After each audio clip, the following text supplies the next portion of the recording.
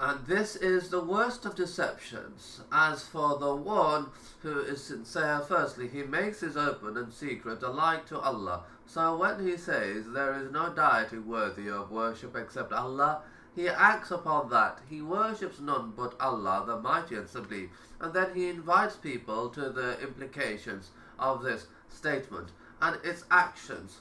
Giving sincerity to Allah, the Mighty and Sublime, does not mean pronouncement with the tongue alone. Whosoever regularly makes the statement La ilaha illallah but does not believe in it or act in accordance with it is a hypocrite. Hypocrisy is to show goodness and harbour evil. So the one who shows good to the people but actually harbours its opposite is a hypocrite, and hypocrisy is worse than disbelief, and refuge is with Allah. This is because the disbeliever declares his disbelief, and the people recognize him and are cautious of him. But the hypocrite deceives the Muslims, and they consider him from amongst them, while he is in truth an enemy. He betrays them, wishes them evil. He seeks for their shortcomings and faults, exaggerates them and spreads them to.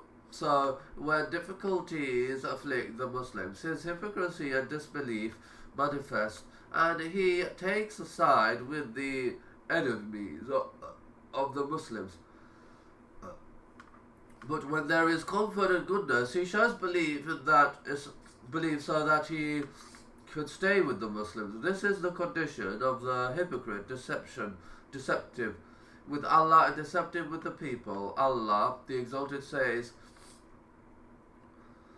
they think so to deceive Allah and those who believe, while they only deceive themselves and perceive it not. He said unto his book, giving nasiha to Allah's book, and that is the Quran, means to believe in it and be certain that it is Allah's words, and that it was revealed, not created. It is actually Allah's words, which He revealed to His messenger, that you give much of its recital, ponder upon it, and contemplate its meanings, seek its meaning, and then carry out its injunctions, and make the action sincere for Allah, the Mighty and Sublime alone. This is giving to the Book of Allah, the Mighty and Sublime. Firstly, that you believe that it is actually Allah's words. So, secondly, that you study it. Thirdly, that you give much of its recitation. Fourthly, that you ponder over it, so it does not suffice that you recite it without not knowing its meanings and explanations. Fifthly, that you should act upon it. This is because knowledge without action will not profit you, even if you have memorized the Quran more than the rest of the people, and you recite the Quran more than they do.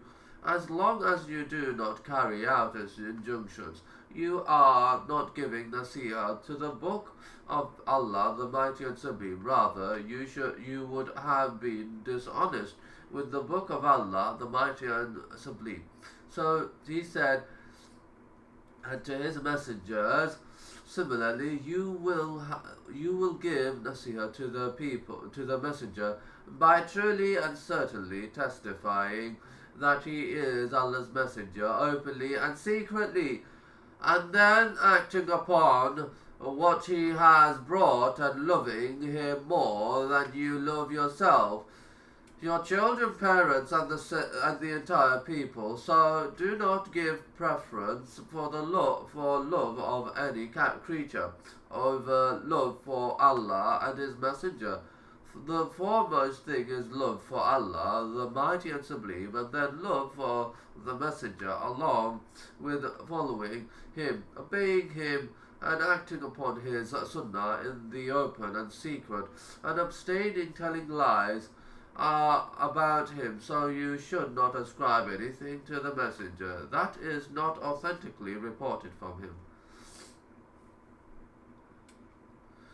If you have the knowledge of chains of narrations, and the reporters do not ascribe anything to the Messenger, of Allah. If you do not know this, then you should refer to the major compilations of the Sunnah and the books basically containing authentic narrations whose authors have paid great attention to the trustworthiness and authenticity of its reports from the Messenger. As for what is not authentic, do not go ahead to ascribe it until you are sure of its authenticity, after which you act upon the Sunnah of the Messenger. The intention is not that one memorizes a hadith without understanding their meanings. You should rather understand the meanings so that you can carry out its injunctions, since it is not possible that you act upon it while you do not know its meanings.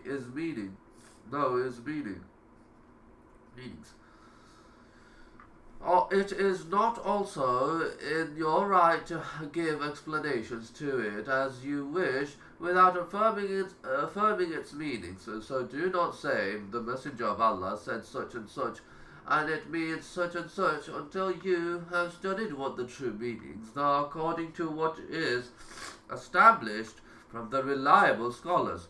You should only ascribe the actual wording to the Messenger, and not any meaning except what you are sure to be correct, either by yourself, if you are capable of that, or asking from the people of knowledge. As for the wordings of the Hadith, you should refer to the accepted books in the Ummah containing authentic narrations, such as and whatever is authentic in the 4 books of Sunnah and the Masanid, as long as its chain of transmission is authentic.